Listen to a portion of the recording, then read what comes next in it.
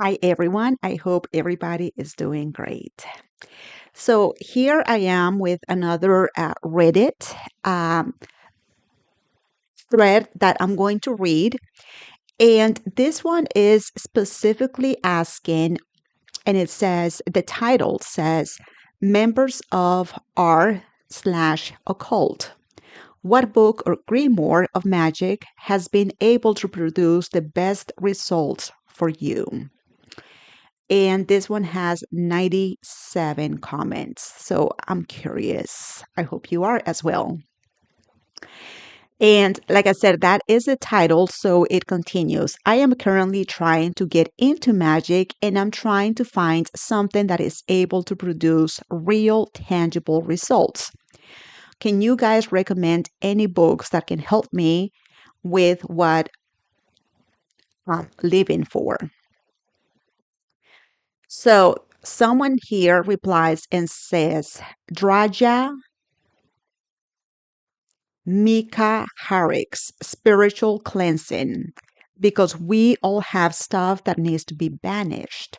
What I'm going to do, because I don't know if I'm pronouncing names correctly, I will make a list in the comments, like on the description of the books that people are recommending. So I'll make a list there as well. So that Draja is because we all have stuff that needs to be banished. Okay, good. So this is a cleansing um, book. Another one says, Hohman, long lost friend, has many classic effective charms. Godfrey, Selig's Secrets of the Psalms. Gallery of Magic works are also good and effective.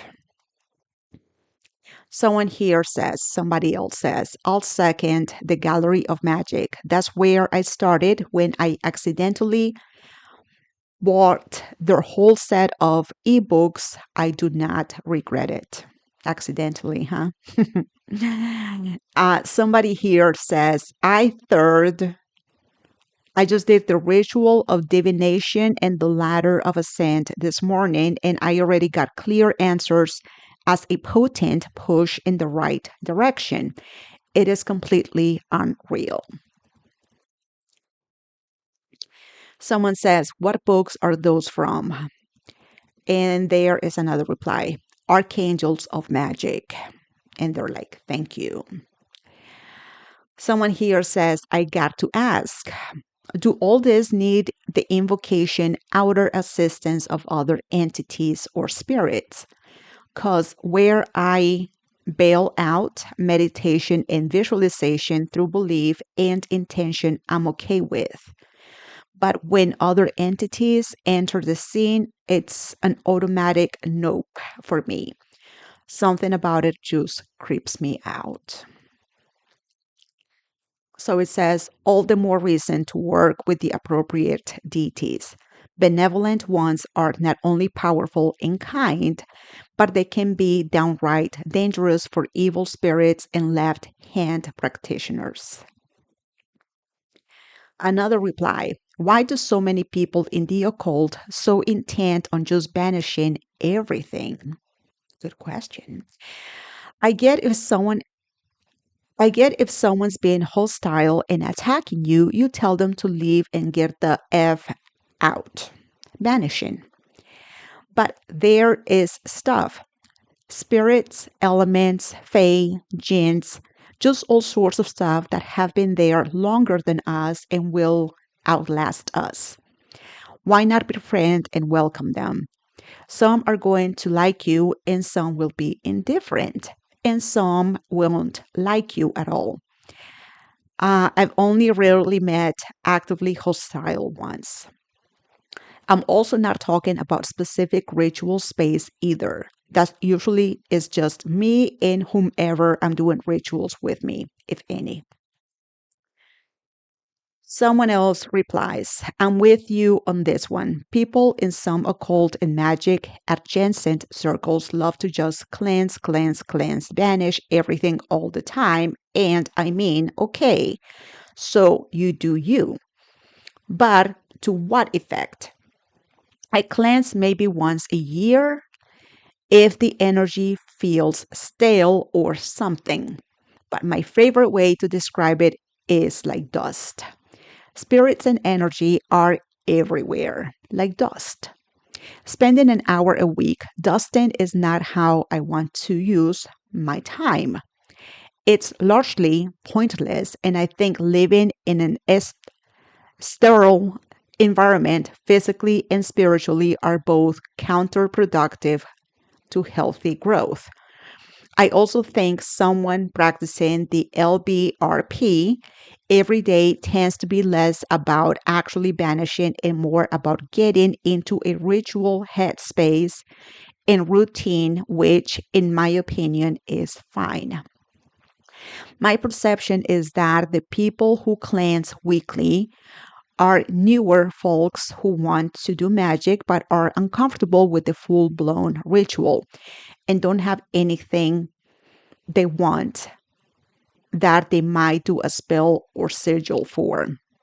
But they want to do something. And ultimately, I think that's okay. At worst, it is a waste of time, energy, incense, and at best, they start getting a feel for things in a way that's comfortable.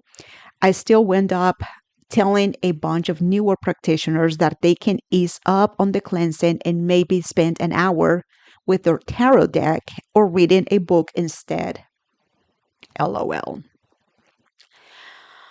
Someone says, I have a slightly different opinion here. Some degree of sanitization for the beginner, aspirant, novice is how one develops the foundation of silence. The understanding of what is self and what is external to that self. Being able to bring in those influences, beneficial or baneful, are necessary, can then occur in a more controlled, ha ha ha, I know, environment. It's all in how you apply balance, moderation, and appreciation of the goal. Someone else says, I aim for silence via meditation for this reason. I can meditate on the bus. I cannot do a sage cleansing there. I can meditate at my in laws. I cannot loudly vibrate the LBRP there. I can meditate at the DMV, at work, or in the waiting room at the doctor's. I can find and cultivate silence in my own head and let the external noise be noisy where it wants. Your last sentence is excellent. My goal might be radically different than a person starting out or someone well on their journey. Thank you for that reminder. Ha ha ha.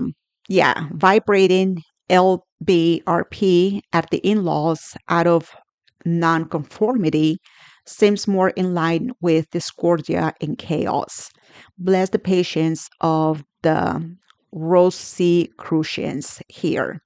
I truly appreciate this delightful conversation. Thank you for indulging me. Um, Someone else says, I myself moat with Holy Death, Santa Muerte, and bring in spirits to guard and guide. Very friendly and protective, needy at times, but I get it because spirits want to share with us and indulge in our pleasures. I do have some friends that they work with the Santa Muerte and they are very devoted. They have to be. And it seems to work very well for them as well. Would you consider the Santa Muerte magic? I'm not sure. It's more spiritual, in my opinion. Here is another reply. I think this is a misunderstanding of banishment. The word banishment sounds aggressive and confrontational. Think of it more like setting a baseline. You're right that there are plenty of entities and energies everywhere, so when performing rituals, they will all be influencing you. If you're trying to contact Aphrodite, you don't want Thoth, the energy of earth, and your great grandmother's spirit joining the call. Too many signal muddies the message. Banishing is a way to temporarily clear the line so you can direct your intention, energy, petition, connection efficiently. Does that make sense, or am I waffling? It came from like, what books do you recommend to banishing and cleansing? Let's continue. Now, it makes sense. The severity of banishing exists on a sliding scale, and I think some people, myself included, often read it as harsher side of the spectrum unless there is clarity about who, what is being banished, and why. And for my part, it is probably because lately I've been trying to help a lot of noobs where the word banish is best understood as permanently getting rid of something. But you're totally right that banishing before making contact with someone or something specific is generally a good practice. So there is another reply. So when setting your intentions on a specific goal, during, let's say, a new moon, can one still perform the LBRP the next day? Is it a daily habit for myself? It is a daily habit for myself. Okay. Someone here says, I get frustrated with all the banishing too. Why would I ask for help just to banish the energies when they show up to help? People carry on about the LBRP as if it is a staple for practicing magic, but it doesn't resonate with my beliefs whatsoever. I am actually kind of repelled by the thought of it. Maybe I am the thing that needs to be banished. LOL. That's pretty funny. And have my own banishing methods, which are only used when I feel that it is absolutely necessary because the banishing gets rid of the energy that isn't my own and gives me a clean, neutral energy that is just me. I like and utilize the different energies that I have around me. I don't want to banish them unless it's necessary. Someone else replies, because many things may well be older and wiser while deciding that you are crunchy and good with ketchup. Or perhaps a nice sandwich, or simply a trickster who will waste you and your time. Agree. I dismissed a spirit after an evocation and she punched me. I don't blame her. Okay. Someone here says, I gotta ask, do all of this need the invocation outer assistance of other entities and spirits? They asked this question already, but nobody answered. And then they said, no. Draja Mickaharic spiritual cleansing uses readily available stuff like salt, eggs, and the user's own concept of God. Hohman's long lost friend has many classic effective charms, also calls on Jesus and the saints. Godfrey, Sealing's Secrets of the Psalms, works with agnostics. However, the Gallery of Magic stuff has ranges of things. Critically read their website and decide if it is right for you.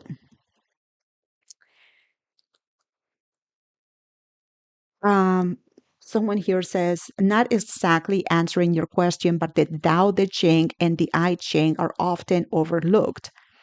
They are exceptionally powerful books and are great addition to any practitioner's bookshelf. I know the Tao Te Ching and the I Ching, and that is not magic, so it's irrelevant. And someone else says, I found these books helpful as well. And then someone says, I second your thoughts on the Tao Te Ching, reading about mentalism and the Kybalion. The Kybalion is a good book to read, and it should be good to understand. And Kia in Liber Null felt like revisiting the idea of the Tao. Just calling Kia or thou by name feels weird, seeing as such big part of the text is accepting their unnameability. The thou that can be named cannot be the thou. So I get it.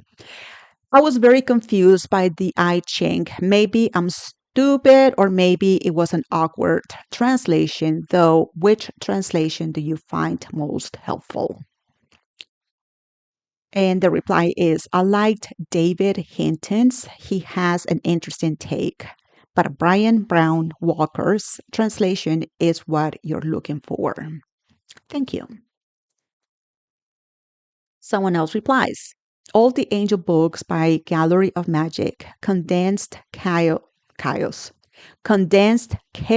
by Phil Hine, and the Celtic Golden Dawn Mysteries of Merlin by John Michael Greer all have stupendous and potent results that can be potent to the point where you're scared by your own workings, and it makes you want to exercise a lot of caution with emotion and practice. And someone else says, Franz Bardens, IIH, PME, and KTQ. I'll look this up. And then it says, Barden's initiation into hermetics. And they say, this is good, though the system can become quite dry and boring. My advice is to go through the exercises when able and pair it with the IIH with more practical books. So pair IIH with more practical books. Okay. Someone says, I'm not sure what is more practical than IIH. It is all about practice and very light on theory. Someone else says, Prometheus Rising. Read it and do the exercises. You'll get creeped. Not everything in this book makes perfect sense. Just jumping in here, is Greek magical papyri. I've seen that word before. Papyri. Headless, right? Effective. And then it says, somebody says, yes, it is quite potent. There are quite a few variations, like this post from Holly Faints about it, and then they give the link to that. And okay, somebody else says here, it is a short and sweet book that finally got me to see through the haze and realize the simplicity behind all the words about magic and occult. So the name of the book is Advanced Magic for Beginners by Alan Chapman, Aeon Books. I guess Aeon. I bought several copies and handed them off to people who were curious but got stuck in the mumbo jumbo. Personally, I enjoy some of the mumbo jumbo, so I also really like Crowley's Magic Without Tears. Someone else replies here, and it says, there are lots of grimoires and occult books with excellent material, but I swear I found some incredibly powerful techniques in some unexpected places. How to Win Friends and Influence People. My father read that book years ago, and he was very good influencing people. So yes, I second that. No joke, totally changed my approach to magic. Another good one is The Culture Code. After studying that, I tripled my salary in under 2 years. Good for him. These books were really formative for me and helped me develop techniques for working with demons and the people they possess, as well as manifesting, building support networks, relationship magic, platonic and romantic, and emotional alchemy. Even though the books are written for business people, they really work.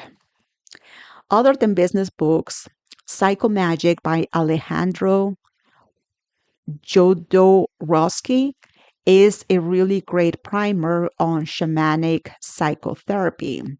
It builds a good foundation that will help you create your own rituals and spells. The author refers to them as psychomagic acts for healing and transformation alone or within a group. If you're interested in tarot, pick a Tarot of Martial's deck and get the guide by Yoav Bendov. This deck has become my number one tool for personal alchemy and transformation and has turned me into a more powerful practitioner. Along with reading books, establishing your magical practice is incredibly important. Whether it's tarot, deck magic, psycho magic, moon magic, Zen meditation, or something else, showing up to do the work every day is the best way to learn deeply what you've been reading about. In my magical practice, I've done a lot of work with my body, and that has produced incredible results in the areas of manifesting, divination, and dream work, and working with demons, mine, and others. Anything written by Pema Chodron is good, particularly when things fall apart. She's a Buddhist nun and lifelong meditator. Another good one is Trauma and the Unbound Body by Judith Blackstone. She lays out a straightforward practice for identifying and working with your own body. This list is probably not what you are expecting, but to be completely honest with you, I've had more tangible results from the above books and techniques than I have from any other source. I think this is a good, like what he just said here, and not only that, but his punctuation was spot on. So I really like what he had to say. Then someone here replies, "This is such a great comment." Exactly, right? And then here is someone else. "It really is. Love the nod of Jodorowsky. I've never gotten into his work besides The Holy Mountain, but that film is such a magnum opus. I can only imagine what his other work is like." Then someone here says, Vodun Gnostic's workbook, specifically the Lucky Hoodoo section and the Lesser Key of Solomon. I would not advise a rank beginner to start working with these books. Okay. Another reply. However, any rank beginner who does pick up the VGW, please report back with your unfiltered initial reactions. LOL. And someone says, I physically laughed. Yeah. Someone else says, glad to see someone mentioning Michael's work. It took me a little while to really get on that current, but I find him to be the most interesting and modern of occult authors. And they're like, I love Michael's work too. If you can, check out his new Cagliostro books. It really is like nothing else out there. It's probably his most entertaining and innovative writing. Someone else says, anything published by Crowley always works extremely well for me. No idea why. I avoided anything Crowley related for years until I couldn't deny it any longer. Someone else replies, he has a questionable person. He was a questionable person, but I constantly ponder how through all his hedonism, he was so good at work. I just finished a biography on him, and it seems clear to me that he was honestly dedicated as F and lived magic in everything he did, which some people cannot do without the sensory overload getting to their brain. Someone else replies, Seven Spheres, simple, easy, and direct. Also, PGM writes, the consecration of all things. Another reply, the result of a spell I cast using Psalm 79 in Anna Riva Powers of the Psalms. Converted me from skeptic to believer.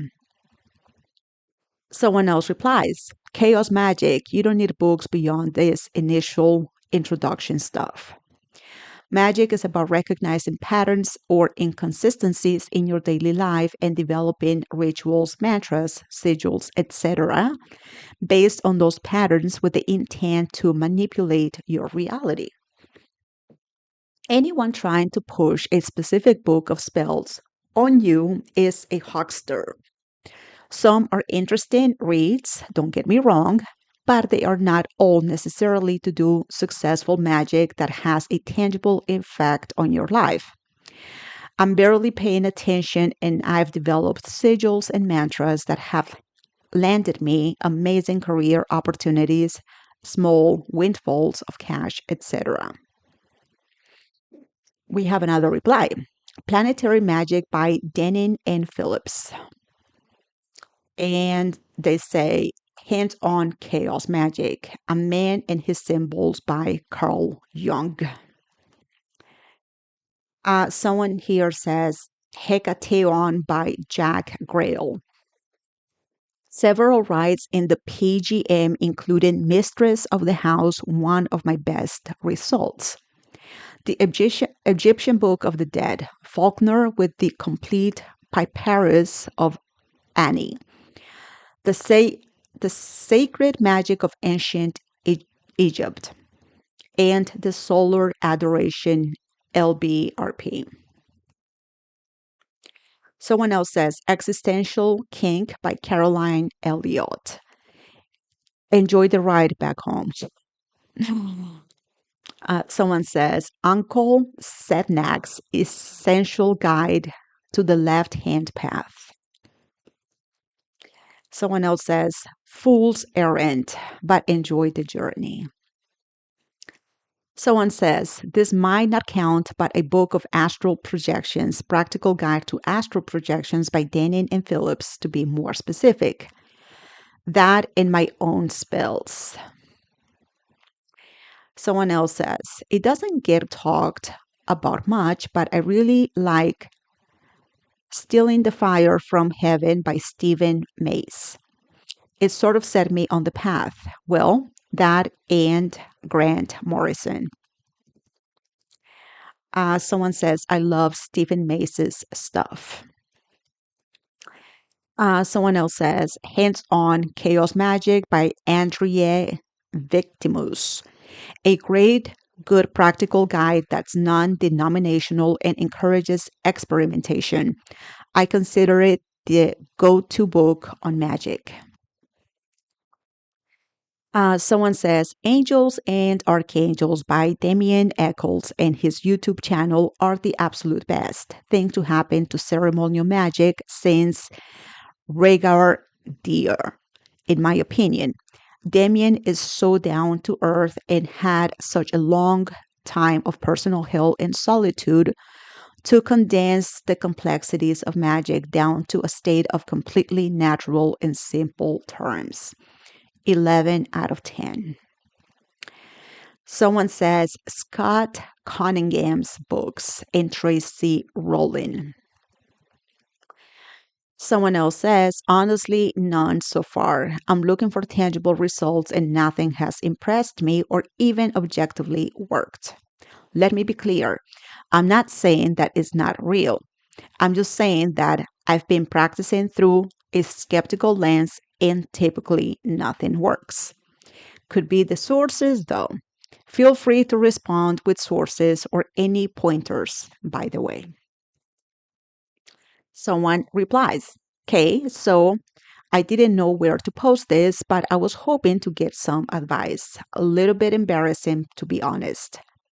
Okay, so about a year and a half ago, I did some rituals to summon a demon called Clonic.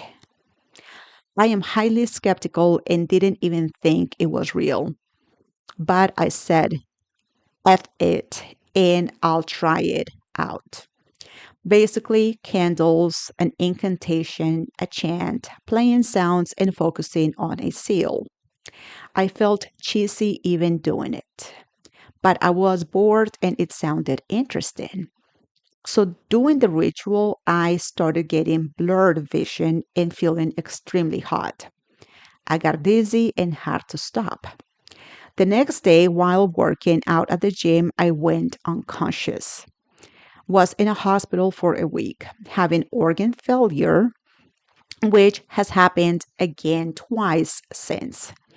Basically, doctors have no idea why it is happening. I can no longer do physical activity. I was healthy and in extremely good shape before. So basically, I have a mystery illness that I am told is killing me and can't be treated. But I know it could be a coincidence, but I keep thinking about how I did that ritual. Not only the random illness, but soon after, I lost all my savings and investments, and both my mother and my brother died unexpectedly of heart attacks. Oh my lord. And a bunch of other terrible shit. Man, that's deep.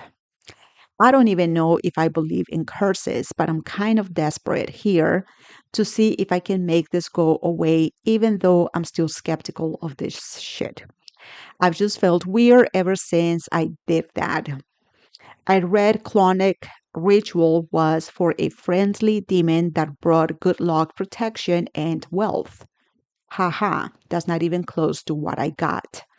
Sorry for a long rant. Any advice? Wow. I am so sorry. I mean, that's very unfortunate. Someone replies, maybe two things. Or you haven't assumed some type of authority over the entity, or it wasn't the demon who communicated with you. Some parasites are so strong that they can cause equal trouble for some people. Try using some ritual of the book Angelic Protection Rituals. Someone else says Liber, Null, Psychonaut by Peter Carroll and the Chaos Protocols by Gordon White. Both of those feel kind of embarrassing to admit at this point in a way, especially Gordon. He's recently stepped off into some. I know about some things, so naturally it follows that I know everything. Territory. That's quote unquote. But the fundamentals explored in both of those books can help but put you on that what underlies magic, religion, and all other sorts of woo-woo that may possibly actually work, even if it doesn't always work the way you want or expect it to. Edited to add. Ray Sherwin's The Book of Results is pretty good for the practitioner who is one, pretty new to it all, and two, is interested in, like results. Okay, editing one more time to add. Don't neglect your mental health in this path you are considering. A number of reputable magical orders, my own included, strongly recommend new initiates to literally get into therapy in tandem with their magical formation. It makes sense if you think about it. People interested in the occult are obviously looking for a different way of relating to the world. That's something worth investigating no matter where you end up deciding to go with anything else. Someone else says, I would argue if you're not getting results, it may be the individual. Someone else says, honestly, in my grimoire, my produce has produced the best results for me.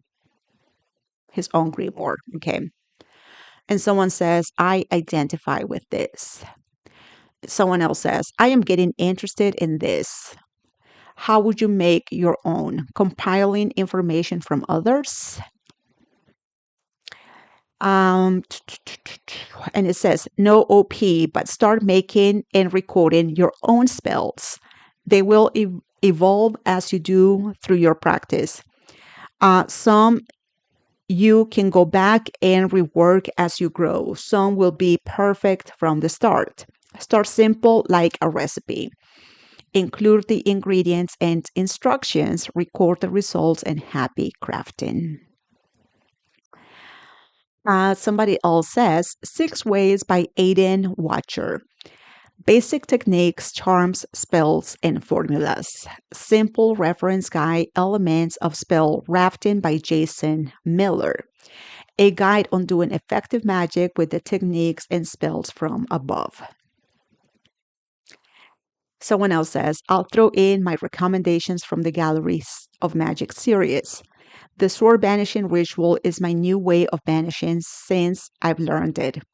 And I find it very effective for clearing negative energy. It honestly works better than the LBRP for me. Someone says, damn, and someone says, same. Um, somebody says, the 3 books of occult philosophy by Agrippa. Somebody else says, the Orphic Hymns, a new translation of the occult practitioner. Someone else replies, interesting. I usually just look up the hymns on Theoi. Anything specific I can get from this book.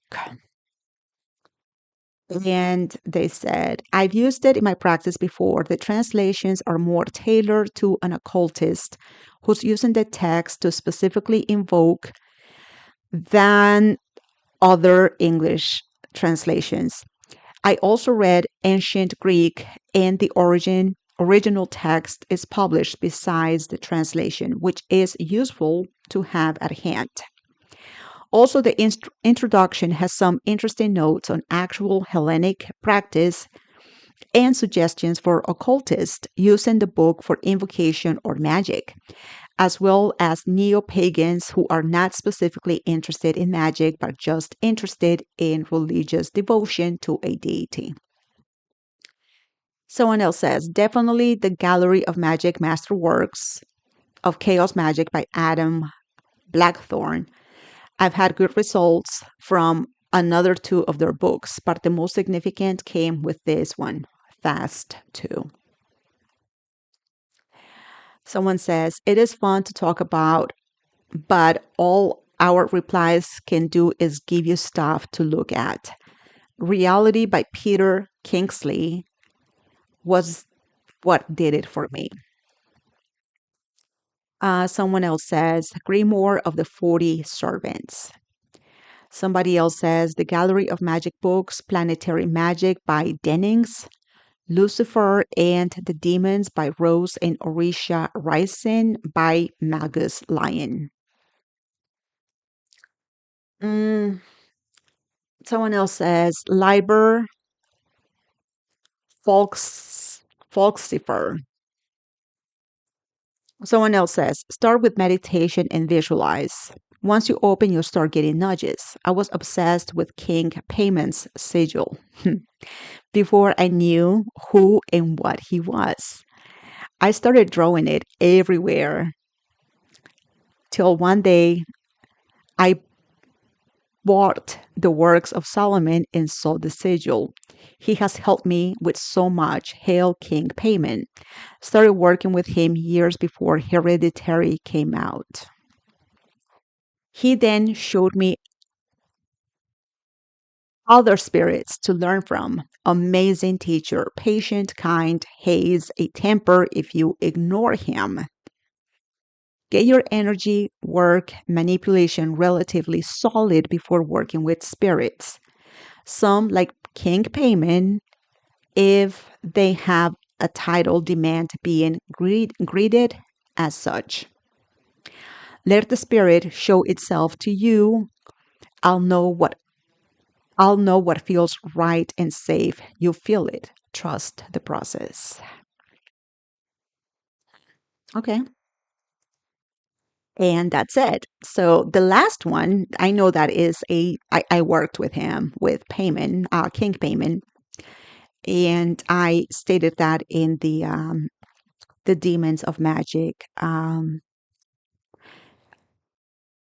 video that I made. So I didn't have a bad experience with King Payment, but it wasn't beneficial either. So you need to check it out and see, make your own judgment. But many different recommendations from people here. It seems like at the beginning, people were speaking about banishing rituals and protection rituals. And some people just started referring some books that have made a difference for them. And one thing that I've heard from many practitioners along the way is create your own practice, and that is the best way to go. But yes, I think this person is just asking for a point of reference. So I think I'm going to make a list of those books and put them in the description box. So I hope it helps. Thank you all so much for watching, and I hope to see you in the next one. Namaste.